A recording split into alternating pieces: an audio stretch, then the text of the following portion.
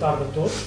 Vamos então retomar o nosso simpósio de geriatria e vamos retomá-lo da melhor maneira com uma entusiasta da geriatria, com uma internista ilustre do nosso hospital, a doutora Alexandra Malheiro, a quem eu vou dar de imediato a palavra para a sua conferência Sociedade Contactless. Muito boa tarde, muito obrigada, Dr. Sérgio, pelas suas amáveis palavras. Muito boa tarde a todos. Eu, como disse o Dr. Sérgio, para quem não sabe, sou Alexandra Malheiro, sou internista desta casa e faço parte da organização deste evento e por isso tive,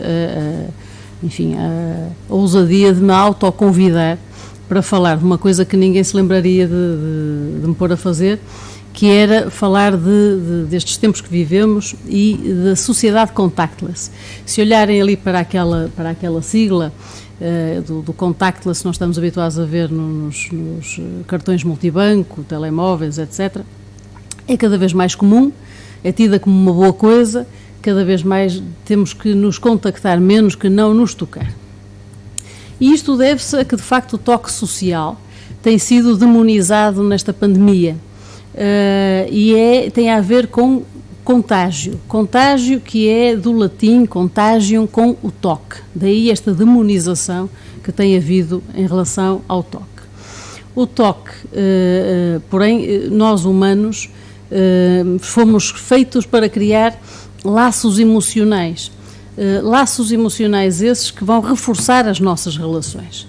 Assim, a comunicação verbal facilita estes laços, mas é o toque que os vem confirmar.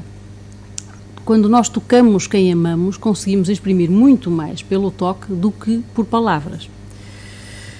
Porém, de facto, o que se tem visto é que o distanciamento físico tem sido uma forma eficaz de abrandar o contágio do Covid-19 e, por isso, avançamos sobre isso, não é? Sobre o distanciamento e a ausência do toque. Promovemos quarentenas dos infectados, promovemos isolamentos profiláticos dos seus contactos mais próximos,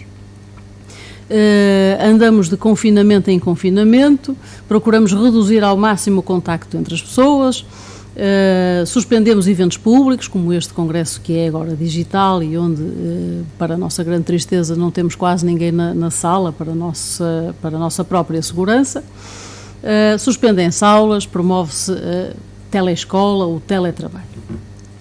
Algumas autarquias criaram até outdoors e vários tipos de publicidade como forma de promover também este distanciamento, o chamado distanciamento social, que aliás é um termo horrível porque se é social não podemos falar de distanciamento. E este que estou a passar agora chamou-me a atenção, é do município de Castelo Branco, e que diz isto: beijos e abraços, deixa isso para a tua outra vida. Na vida real, mantém o distanciamento social. Que outra vida, pergunto eu, que só conheço esta. Em 1988, um músico que eu gosto muito, que é o Sr. Gordon Sumner, mais conhecido por Sting, escreveu uma música chamada Straight to My Heart, direto ao coração, que tem, entre outras partes, dois pedaços de letra que eu gostaria de chamar aqui esta apresentação. A primeira é daqui a 100 anos, isto foi em 1988, tentarão explicar-nos como uma forma científica de felicidade será capaz de substituir o beijo humano. E mais adiante, na mesma música, diz: penso que estão a trabalhar demasiado para a redundância do toque. E isto é uma coisa que me tem ocorrido muitas vezes nestes tempos pandémicos. Na verdade, o toque humano é uma necessidade básica. É o nosso primeiro sentido a ser desenvolvido, acompanha-nos desde o útero até à velhice, tem uma grande importância no desenvolvimento, particularmente a sua privação no início de vida é extraordinariamente deletéria, e é também muito importante na manutenção de uma boa saúde mental. Na verdade, há um toque suave que nos recebe no momento em que nascemos, no momento em que, mesmo antes ainda de abrirmos os olhos. É o toque entre a mãe e o bebê que liberta aquela que nós todos conhecemos como a hormona do amor, que é a oxitocina. A mesma oxitocina é também libertada nos orgasmos, é a hormona do amor, e nos abraços. Os abraços fazem-nos libertar a oxitocina e diminuem o nosso cortisol na nossa corrente sanguínea. O cortisol, por sua vez, é a hormona do stress. E é engraçado fazer aqui uma pequena pausa para falar, para agendar aqui a conquista e o desejo sem contacto físico. É curioso que há plataformas da internet, como por exemplo o Tinder, que tem uma plataforma que é o Tinder Passport, que permite o chamado acasalamento, o matching, como eles lhe chamam, entre pessoas de diferentes países, que se tornou gratuita e era uma coisa paga. O Pornhub, que é uma plataforma, creio eu, porno erótica, não frequento, mas acho que é. Tem também uma parte premium que também se tornou gratuita nesta fase pandémica. Isto para que as pessoas possam de alguma forma compensar a ausência de possibilidade de toque. Porém, a experiência digital não é compreendida pelo nosso organismo, não é compreendida pelo nosso cérebro como suficiente ao nível sensorial. E isto é interessante. Há uns estudos, vários estudos feitos à volta do toque, nomeadamente um estudo feito nos anos 70 em bebés pré-termo, em que esses bebés, se fossem massajados, portanto tocados com uma certa pressão, uma certa intensidade e um certo tempo, permitia que eles aumentassem de peso mais rapidamente do que o esperado, e isso permitiu também altas mais precoces. Por outro lado, nos anos 90 fizeram-se uns estudos nos orfanatos na Roménia, uns orfanatos horríveis em que as crianças tinham muito pouca interação e muito pouco toque social, toque afetivo, e o que se verificou é que essas crianças tinham baixos níveis de crescimento e de desenvolvimento em relação a outras do mesmo grupo etário. Há outros estudos engraçados, por exemplo, uns estudos feitos com adolescentes, que compararam adolescentes do liceu parisienses, onde há muito mais toque, eles são muito latinos, como nós, tocam-se, e adolescentes da mesma idade, mas de Miami, onde o toque não é assim tão bem visto. E o que se verificou é que a agressividade verbal e física era inversamente proporcional à quantidade de toque a que estas pessoas eram sujeitas, ou seja, aqueles que mais se tocavam, os parisienses, tinham uma menor agressividade face aos americanos de Miami. Também estudos com macacos, são os nossos primos mais próximos, macacos criados juntos mas separados por acrílico, em que conseguem ver-se, ouvirem-se e cheirarem-se, mas não se conseguem, são incapazes, não lhes permitem que se toquem. O que se verifica é que se tornam extraordinariamente agressivos, chegam a matar-se uns aos outros quando postos em contacto. Também uns estudos feitos com doentes, estudos diversos, mas uns com doentes com HIV, homens, e noutros com doentes com carcinoma da mama, neste caso senhoras. O que se verificou num caso e noutro é que estes doentes, se fossem submetidos regularmente a massagens, havia uma diminuição do seu cortisol no sangue e, ao mesmo tempo, um aumento das natural killer cells. Portanto, era uma forma de proteção imunológica, digamos assim, destes doentes. Também um abraço dado antes de uma situação estressante, que pode ser antes de um exame, antes de um discurso face a uma grande plateia, antes de uma palestra como esta. Eu devia ter sido abraçada, não fui. Se tivesse, o meu desempenho seria seguramente muito melhor. Porque o que se verifica é que, de facto, estas pessoas, quando são abraçadas antes de uma situação destas mais estressantes, têm um melhor desempenho. Também se fez um estudo muito engraçado em 2014, em que separaram dois grupos de indivíduos, uns com maior interação, maior proximidade, afeto, que incluía abraços frequentes, e outros sem isso, e expostos a vírus dos resfriados comuns. O que se verificou é que aqueles que tinham uma maior proximidade, maior afetividade, que eram abraçados com frequência, tinham uma melhor resposta imune ao vírus. E isto não deixa de ser muito interessante quando, de facto, por exemplo, numa altura como a de agora, aquilo que se pretende com a ausência de contacto é fugir ao vírus. O toque social, portanto, o dar as mãos, o abraçar, o fazer carícias, vai pôr em ação as fibras táteis, particularmente há umas fibras C aferentes que ficam nos locais de pior acesso, nos ombros, no dorso, e portanto são mais estimuladas precisamente quando nós somos ou massajados ou quando alguém nos abraça, portanto quando alguém nos envolve.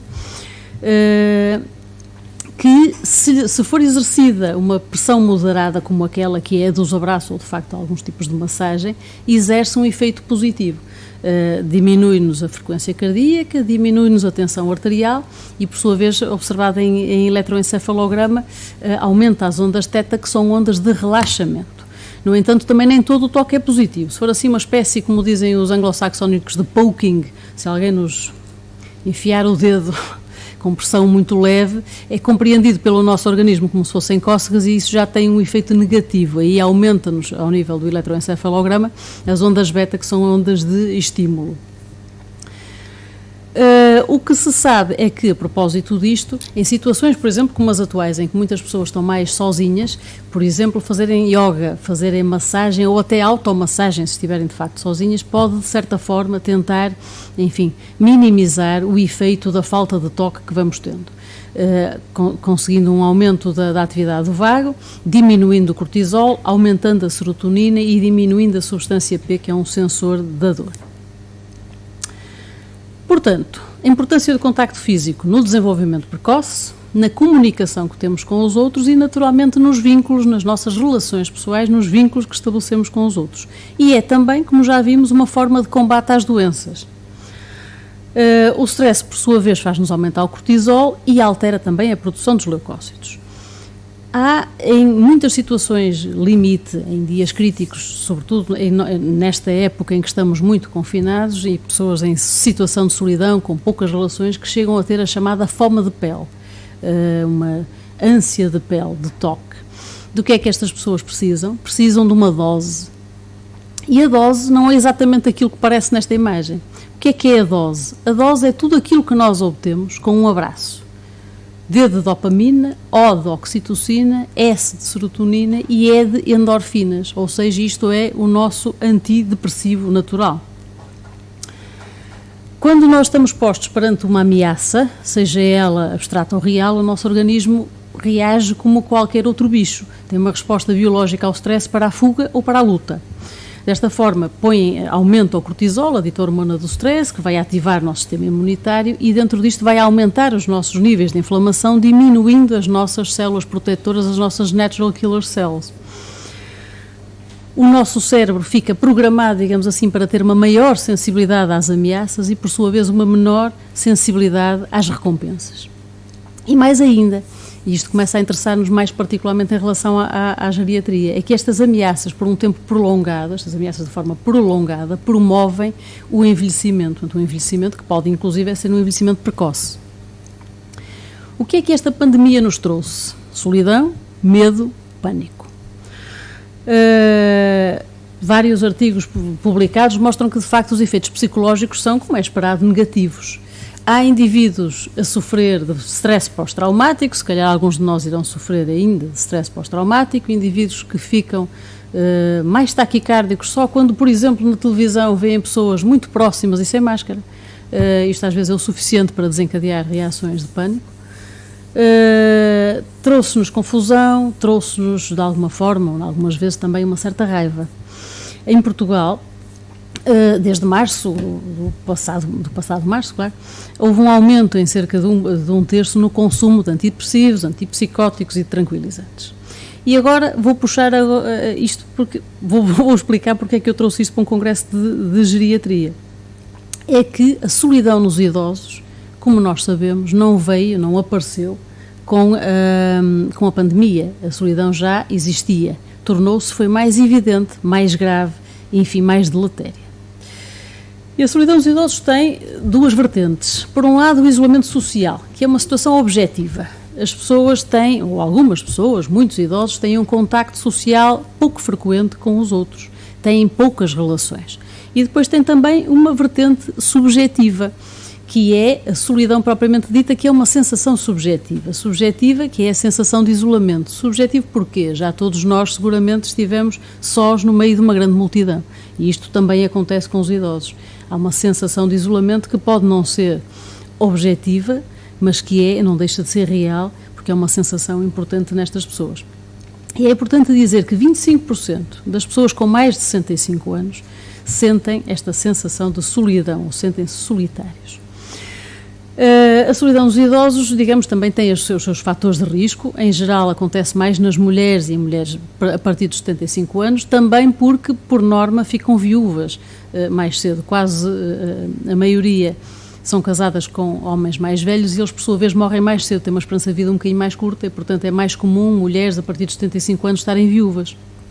A reforma é também um life event importante. que leva muitos idosos a sentirem-se mais solitários, e depois são aquelas dificuldades que vão surgindo, a dificuldade em conduzir, a dificuldade de visão, audição, da mobilidade, progressivos estados de dependência e, naturalmente, as alterações cognitivas. Aqui na nossa piscina, na nossa banheira Portugal, não somos diferentes, temos mais de 2 milhões de pessoas com mais de 65 anos e 90% dizem sentir algum grau de solidão e 30% queixam-se de solidão grave. Nomeadamente, há mais de 1 milhão, em 2017 um censo realizado mostra que há mais de 1 milhão de idosos com sensação de solidão ou isolamento. E isto é importante do ponto de vista da saúde pública. É importante porque o risco de demência aumenta em 50%. Há uma relação inversa entre o isolamento social e o funcionamento cognitivo dos idosos. A interação social vai estimular a plasticidade cerebral e aumenta a reserva cognitiva. Por outro lado, a solidão leva a uma redução do volume do córtex cerebral e do córtex pré-frontal, redução do hipocampo, diminuição do fator neurotrófico cerebral, enfim, redundando em dificuldades de memória, coisa que um idoso não precisa, e de aprendizagem, e a redução e uma dificuldade no processamento de emoções. O risco de morte prematura existe por todas as causas. Aumenta em 14%, num estudo efetuado pela Universidade de Chicago, em que compara este aumento de risco a indivíduos que fumem cerca de 15 cigarros por dia. É um aumento de risco idêntico à da obesidade, do alcoolismo e do sedentarismo. Também uma outra meta-análise mostrou que a doença coronária aumenta em 23% no indivíduo idoso e 32% de aumento no risco de acidente vascular cerebral. Ainda na insuficiência cardíaca há 4 vezes mais o risco de morte, 68% mais de risco de hospitalização e 57% de risco de idas ao serviço de urgência. A morte por cancro também aumenta nestas circunstâncias, bem como a ansiedade, a depressão e o suicídio. Naturalmente, os fatores de risco de suicídio no indivíduo sob distanciamento social e físico aumentam. Aumenta a solidão, a depressão, o abuso etílico, a percepção de se ser um estorvo e a percepção de ruína económica, que aqui também é muito importante. Tudo isto levou a que em 2017 o Reino Unido criasse o Ministério para a Solidão, que é uma coisa bonita, não é? O Ministério para a Solidão precisamente criado para combater isto que é um problema de saúde pública. Bom, estamos perante uma pandemia e agora? Não há como fugir disto. Tentemos, pelo menos, vou tentar terminar esta dissertação com algumas coisas um bocadinho mais práticas, no sentido de que possamos melhorar e obviar estas sensações de solidão. Embora o que eu acho que é importante nós pensarmos para o futuro é conseguimos, com as dificuldades normais, arranjar vacinas. E isso é muito importante e provavelmente é isto que nos vai tirar da pandemia. Mas era se calhar importante para futuras pandemias pensarmos em estratégias com a mesma intensidade, em estratégias que nos libertem desta solidão e desta incapacidade de nos tocarmos e de estarmos uns para os outros. Acho que isso, os cientistas também se deviam debruçar sobre isto com tanto empenho como o fizeram para a vacina. No entanto, com o que temos é assim, estamos em pandemia, e agora? Agora, há algumas táticas e estratégias. Esta fotografia é uma fotografia muito bonita, uma fotografia premiada de um fotógrafo chamado Jorge Bacelar e que se chama, se bem me lembro, isto é uma coleção de fotografias e acho que se chama O Abraço Português, acho que não estou enganado. O que é que nós podemos fazer para substituir o toque frequente a que estávamos habituados? Podemos abraçar os que estão perto, aqueles que residem nas nossas casas e que fazem parte da nossa bolha, digamos assim. Quem não os tem pode abraçar animais de estimação. E, na pior das hipóteses, ainda podemos abraçar peluches, mantas, almofadas, qualquer coisa que nos faça sentir abraçados e fofinhos. Isto é real. É importante manter a conexão social, sobretudo com os mais velhos, seja por vídeo, por telefone, por computador, visitas à distância, como se fizeram em alguns lares. Esta imagem que aqui aparece em que as pessoas se tocam, apesar de, enfim, com plásticos, nem sei como é que se chama aquilo, mas enfim, com uma coisa que evita o toque real, é importante que as pessoas sintam que mantêm o calor, o afago e vozes amigas do outro lado da linha. De modo geral, em termos de comunicação, devemos tentar manter a ligação social, não obstante o afastamento físico, mobilizar recursos para isto, como sejam familiares, a própria comunidade, e há comunidades que fizeram, enfim, jovens que iam às compras para as pessoas mais idosas, que iam levar as compras a casa, que se interessavam por eles, que falavam com eles, usando também o que existir, tecnologias de vídeo, de médias sociais, etc. E os próprios serviços de saúde também podem e devem identificar os indivíduos em maior risco, seja maior risco de saúde propriamente dita, promovendo até teleconsultas, e maior risco de solidão, pondo esta mobilização de recursos da sociedade a funcionar. Isto é o que fazer, também é o que não fazer. O que não fazer prende-se, se calhar, menos com os idosos e mais com os futuros idosos, que é, em relação às crianças que estão ainda a estruturar suas personalidades, ensinar-lhes que sim, devem ter cautelas, mas não associar o toque humano, ou seja, os abraços, a intimidade física, ao perigo, porque isto traz, traz uma desestruturação futura. Deve-se treinar as crianças para recear o contacto, a proximidade é criar efeitos negativos duradouros. Deve-se ensinar cautela, mas sem emoção, não associar a isso a emoção do medo. E pronto, deixo-vos com uma frase que gosto muito do António Lobo Antunes, com que ele fecha um dos seus livros e que diz: há momentos na vida que necessitamos tanto de um sorriso, à falta de melhor, toque-me com o dedo no vidro. Muito obrigada pela oportunidade de vir aqui transmitir-vos isto.